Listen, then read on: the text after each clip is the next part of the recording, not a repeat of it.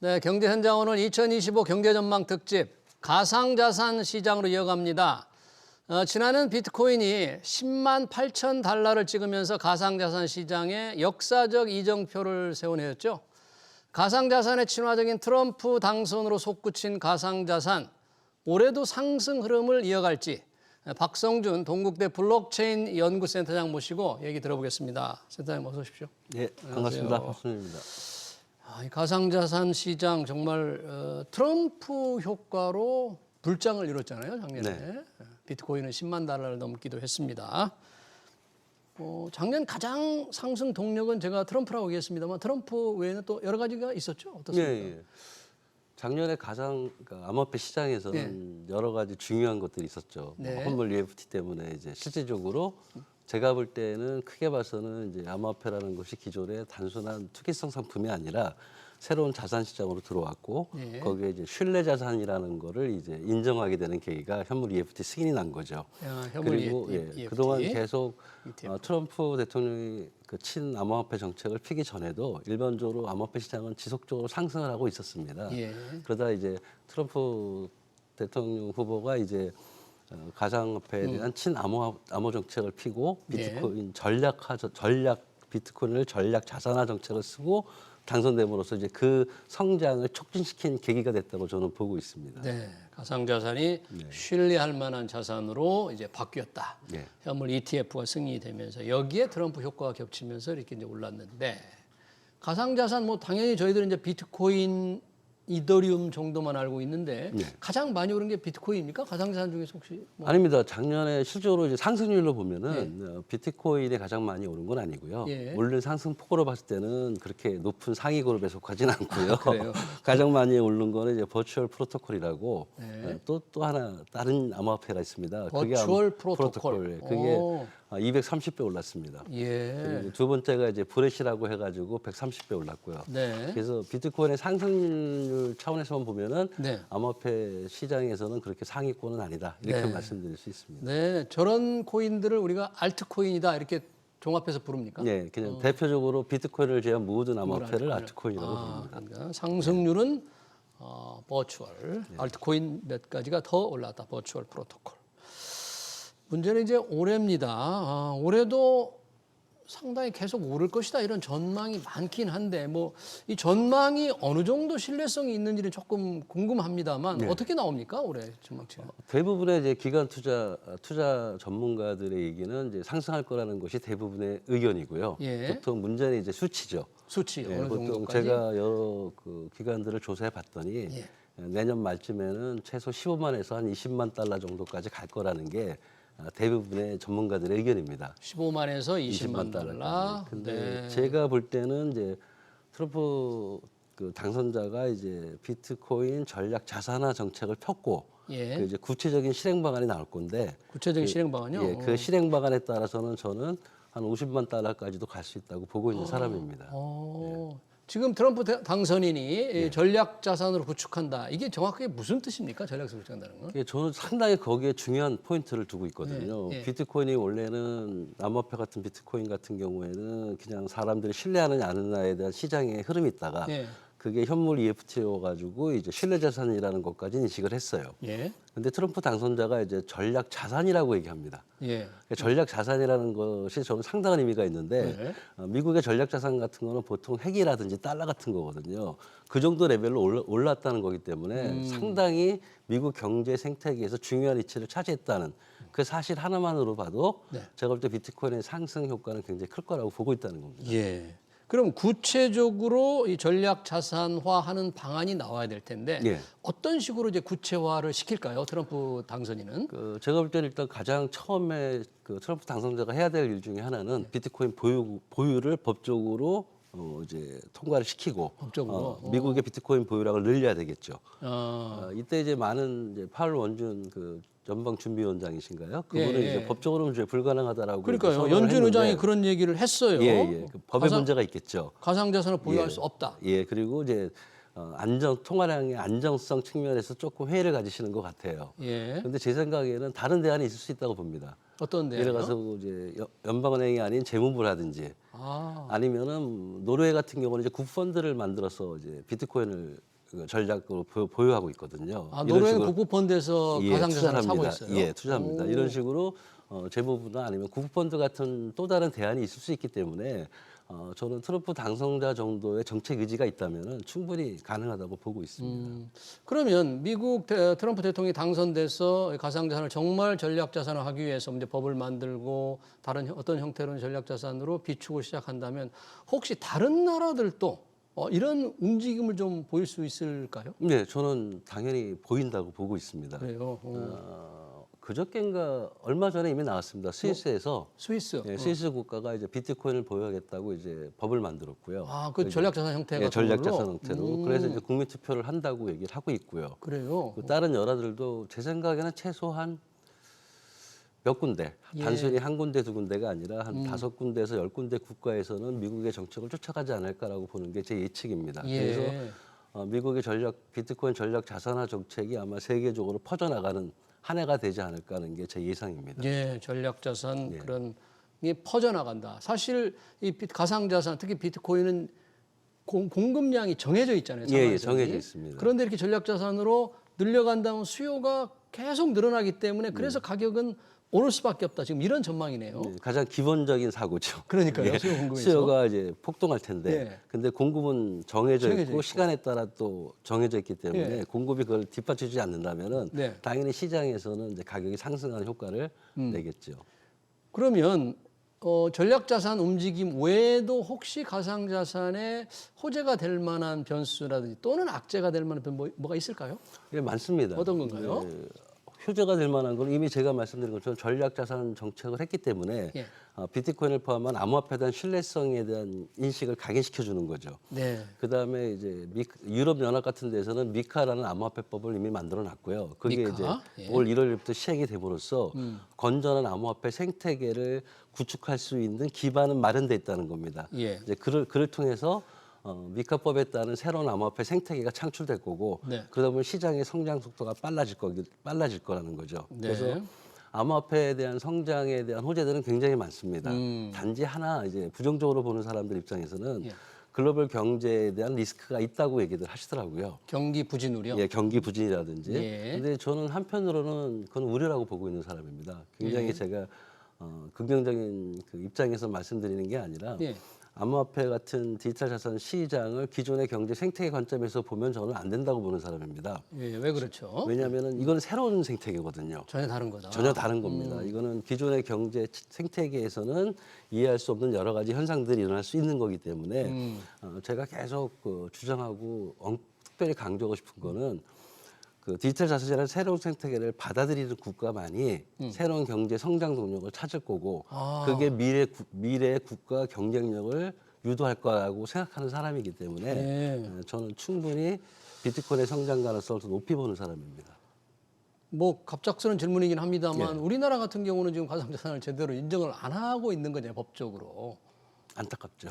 예, 그럼 성장 동력을 놓치는 그런 예, 저는 걱정이 좀 드시겠네요. 네, 저는 그렇게 주장하고 있던 사람입니다. 네, 그러네요. 우리는 아직 소비자 보호에 관련된 법은 있지만 정확하게 가상자산 생태계를 일정하게 규제하고 그래서 성장시키겠다는 명확한 지금 어떤 청사진이 없습니다. 지금 소비자 보호하고 투자자 보호라고 얘기를 하죠. 네, 투자자 보호. 우리나라의 기본적인 암호화폐 정책은 일단 부정입니다. 우선 부정. 이전 부정. 근데 시장에서 현실적으로 존재하잖아요. 그렇죠. 예, 이미 그러다 투자자만 해도 지금 예, 우리나라 투자자 예. 얼마나 더 많이. 얼마 전에 한국에서 발표한 거 보니까 1,500만 명 1,500만 투자자가 명. 있다고. 예. 그러니까 시장이 존재하는 걸 없앨 수는 없지 않습니까? 그렇죠. 2018년도에 이제 암호화폐 거래소 폐쇄하겠다고 난리가 난 적 있잖아요. 그랬습니다. 그러니까 현실적인 시장이 있는데 그 시장에서의 최소한의 안전장치로 주로 이제 투자자 보호, 네. 그다음에 또 하나 이제 암호화폐 부작용이라고 하는 자금 세탁 방지라든지 예. 이런 것 때문에 이제 규제 위제 정책을 써온 게 현재 우리나라고요. 미국에서 현물 EFT 나왔을 때도 우리나라를 아직 못 받아들이고 있는 거고, 그다음에 가장 요즘 이슈가 되는 거는 이제 법인 계좌를 허용할 거냐. 법인 계좌. 예, 지금은 네. 법인들이 이제 암호화폐 투자하지 못하도록 되어 있습니다. 예. 그 법인 계좌를 허용할 것인가에 대한 논의는 시작을 했고 논의. 단계별로 허용을 하시겠다고 말씀을 하셨는데 아, 법인 계좌 투자를 허용한다고 예고는 했습니까? 예고는 했습니다. 근데 아직 그게 제도화가 안 돼 있는 상태고요. 근데 중요한 건 뭐냐면은 그건 다 강력한 규제 정책이지 산업 육성 정책은 빠져 있다는 게 안타깝다는 겁니다. 네, 아직은 뭐 법인이 투자할 수도 없는 상황. 이것도 역시 규제 관련이고 산업 육성하는 정책은 없다. 이게 경제와 일반 경제의 개념과 전혀 다른 생태계라고 말씀을 하셨지만 그래도 이렇게 주 자산이니까 뭐 금리라든지 여러 경제 변수에 영향을 받을 수가 있는데 미 연준이 이제 올해 금리를 조금씩 낮춘다는 방향이잖아요. 뭐 속도는 조금 전문가마다 다르게 예상을 하고 있습니다만 만약 금리 인하와 가상자산 가격 변수는 어떻게 연관이 될까요? 지금 말씀하신 것처럼 이제 어쨌든 자산 시장이지 않습니까? 예. 그 성격이 어쨌든 자산 시장이기 때문에 금리하고의 약간은 반비례 성격이 있죠. 반비례. 금리가 올라가면은 아직까지는 디지털 자산이나 암호화폐 시장을 리스크가 있다고 보는 사람들이 많으니까 리스크가 없는 안전한 건전한 자산 쪽으로 흘러갈 것이고 네. 그러다 보면 이제 암호화폐 시장에 들어가는 자본이 줄어들므로써 성장이 좀 낮춰질 수가 있겠죠. 예. 근데 금리가 낮아지면은 아무래도 리스크 있는 자산으로 투자하는 경향이 있지 않습니까? 그러니까 금리가 낮아지면은 이제 암호화폐 시장이 좀 성장하는 어떤 반비례 관계가 있는 거는 분명히 맞습니다. 그거는 이제 금리하고 일반적인 경제 사정이고 제가 계속 말씀드리는 거는 그럼에도 불구하고 직접적으로 단기적으로는 영향이 있을 수 있다 하더라도 저는 중장기적으로는 금리하고 무관하게 트럼프 당선자의 친암호화폐 정책에 의해서 암호화폐 시장은 성장할 거다라고 이제 예측을 하고 있습니다. 예.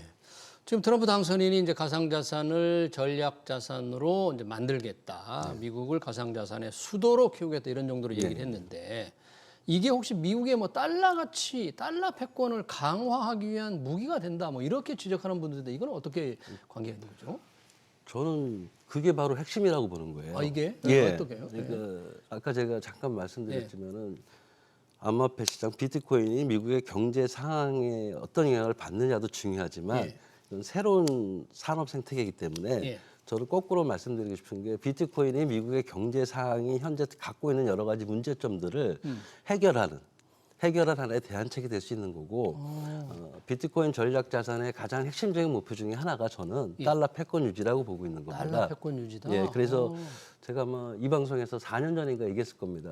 전의 전쟁이 아니라 디지털 전의 전쟁이 시작될 거다. 디지털 전의 전쟁이 디지털 시작된다. 전쟁. 중국 같은 경우가 디지털 위안화 정책을 쓰고 있지 않습니까? 예. 디지털 위안화라는 게 디지털 법정화폐잖아요. 네. 근데 미국은 이제 CBDC 발행을 트럼프 당선자는 아직까지는 반대하고 있습니다. 어. 그 대안으로 이제 달러에 기반한 스테이블 코인 같은 거를 발행을 해서 디지털 금융 시스템에 달러의 유동성을 확보해 주는 거죠, 간접적으로. 그러면서 달러의 유동성을 극대화시키는 그런 어떤 그 정책을 쓰지 않을까라고 생각하는 게 저희가 아주 단편적인 생각이고요. 중요한 건 뭐냐면은 우리나라 정부뿐만 아니라 모든 그 사람들이 생각을 해야 됩니다.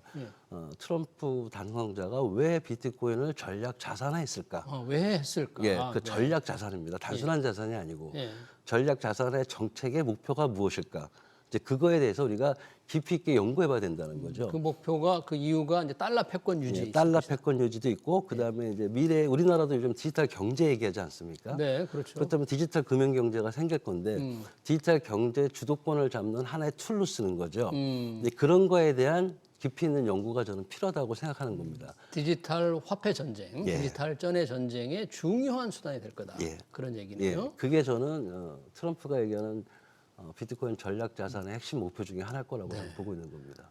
또 그런 디지털 전의 전쟁이 이제 어떻게 펼쳐질지 국가 간의 경쟁이 치열한 것을 예상하는 걸 전제로 한다면 우리가 이런 가상자산에 관한 법제화가 조금 제대로 이루어지지 않고 있다. 블록체인 산업을 키우는 준비가 덜 돼 있다는 게 더욱더 좀 안타깝게 생각이 된다. 뭐 그런 말씀이시네요. 계속 말씀드렸던 게 요즘 이제 인공지능 AI 대통령 산하에 AI 위원회가 생기고 인공지능에 대해서 수없이 많은 신성장 동력으로 잡고 있지 않습니까?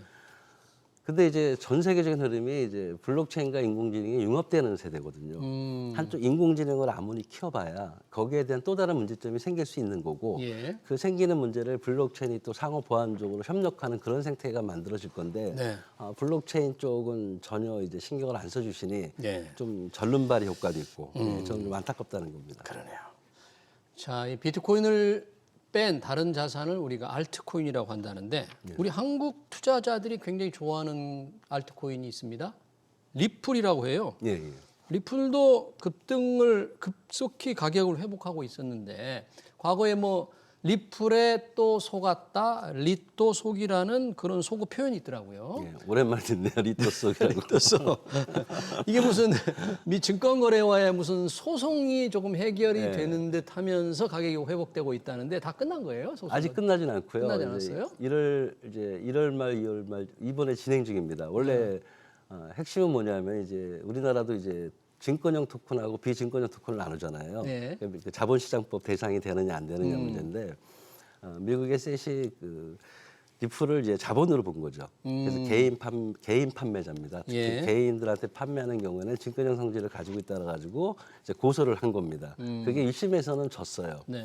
근데 이제 항소를 해가지고 이제 올해 이제 결과가 나올 때입니다. 아, 항소심의 결과가. 그래서 이제 거기다가 이제 리플이 또 리플 테더를 또 이제 승인을 발행을 승인 받았습니다. 예. 호재가 있는 거죠. 근데 가장 큰 호재는 이제 이제 부정적인 암호화폐 정책을 쓰던 SEC 미국의 증권위원회가 이제 수장이 바뀌지 않습니까? 그렇죠. 이게 예. 암호화폐 정책을 갖는 수장이 바뀌면은 제 생각에는 리플이 승소하든지 아니면 최소한 부분적으로 합의를 할 거라는 거죠. 아, 그래서 이제 리플에게는 상당한 호재가 있는 거는 분명히 맞습니다.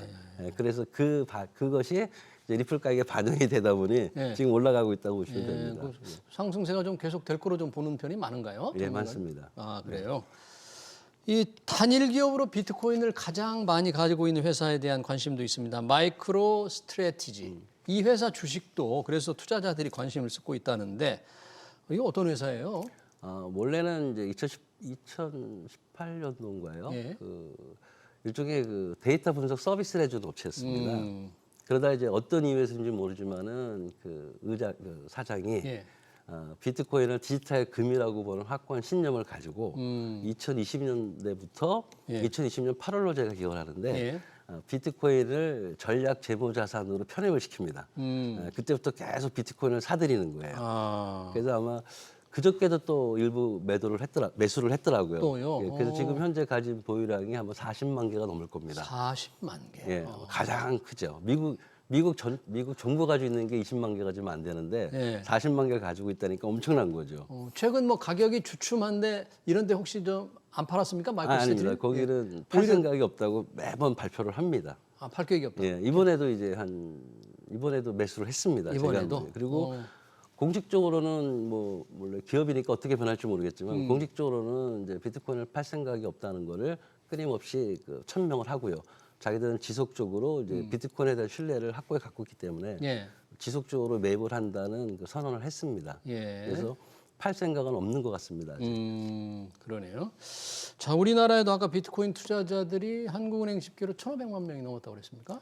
비트코인이 아니라 가상자산? 암호화폐 거래소에 암호화폐. 이제 투자를 해본 경험이 있는 사람들, 가입한 회원들이 분들, 국내 원화거래소에 가입한 분들 그렇게 많으니까 뭐 물론 이제 원화거래소에 한 분이 두세 곳에 이렇게 중복 가입하면 실제 투자하는 분들 수는 좀 줄 것 같긴 한데 가상자산 늘 이렇게 오르는 걸 보면서 투자를 해야지 하면 생각하지 못했던 분들한테 조금 어떤 전략을 세워야 될지, 어떤 자세로 임해야 될지 그걸 좀 말씀해 주신다면 어떻습니까? 제가 항상 이제 방송 때도 말씀드리는 게 일단 공부를 좀 하셔야 된다. 공부를 해야 돼요. 예, 블록체인과 암호화폐를 먼저 기본적인 개념은 이해해야 되지 않습니까? 주식 투자할 때도 아무것도 모르고 투자하지는 않지 않습니까? 그 기업을 열심히 공부해야죠. 열심히 공부하듯이 이제 블록체인과 암호화폐에 대한 개념을 조금 이해하시고 예. 자기가 생각하는 암호화폐에 대해서 아까 말씀하신 것처럼 회사를 좀 분석하듯이 그 암호화폐는 모두 백서가 있습니다. 백서라는 게 일종의 그 회사의 사업 계획서라고 생각하시면 백서요. 됩니다. 네. 그 사업 계획서를 좀 보시고 가능성이나 지속 가능성 같은 걸 보고 하시는 게 첫 번째고요. 예. 두 번째는 충분한 여윳돈을 가지셔야 됩니다. 이게 이제 변동성이 크다는 리스크가 있지 않습니까? 예. 특히 알트코인 같은 경우는 이제 변동성이 큽니다. 근데 이제 보통 우리가 투자의 원칙 중에 하이 리스크, 하이 리턴이라는 게 있지 않습니까? 네. 그러니까 높은 고수익을 얻으려면 약간의 리스크는 감수를 해야 된다는 뜻이기 때문에 그 충분한 여윳돈, 최소한 뭐 단기적인 어떤 몇 배 이득보다는 중장기적으로 투자 목표를 세우신다는 거죠. 이제 그리고 어떤 하나의 전부 걸지 마시고 이제 네. 분산 투자하는 이런 기본적인 주식 투자하는 기본적인 원칙과 저는 동일하다고 봅니다. 아, 주식 투자와 비슷한 예, 원칙으로. 왜냐하면 그래도 자산 시장이니까. 예. 그래도 비트코인 같은 경우는 뭔가 가상자산의 대장격이고 안정감이 있고 상승도 지속성이 있었는데 비트코인을 제외한 다른 알트코인들은 아까 말씀하신 변동성이 너무 크니까 알트코인을 좀 쳐다보면 안 되는 거 아닐까요? 아니 저는 그렇게 생각하지 그렇게 않습니다. 생각하지 않으세요? 예, 주식을 할 때 우리가 대장주만 안정된 주식만 하게 되면 수익률이라는 게 사실은 거의 예측되지 않습니까? 예. 근데 이제 제가 이제 분산 투자하는 거에 또 하나 덧붙여서 이제 그 비트코인이나 이더리움 같은 대장주 같은 경우는 변동성이 크다 하더라도 그렇게 크지는 않습니다. 사실 예, 다른 알트코인에 비해서. 다른 알트코인에 비해서. 그러니까 거기에 한 50%에서 70% 투자를 하시고 그리고 나머지 30%는 위험성 있는 암호화폐 투자해야지만이 전체적인 투자 수익률 입장에서는 어느 정도 상당한 효과를 낼 수 있다는 거죠. 네. 이거는 이제 개인들의 어떤 그 투자에 대한 그 기본 마인드와 관련된 전략이겠죠. 네. 네, 잘 알겠습니다. 비트코인 가상자산을 투자하려면 백서를 우선 연구를 한 다음에 조금 분산해서 투자하는 방법을 생각해라. 그렇게 결론을 짓도록 하겠습니다. 네, 2025년 가상자산 시장 전망과 투자 전략까지 잘 들었습니다. 지금까지 박성준 동국대 블록체인 연구센터장이었습니다. 센터장님 고맙습니다. 예.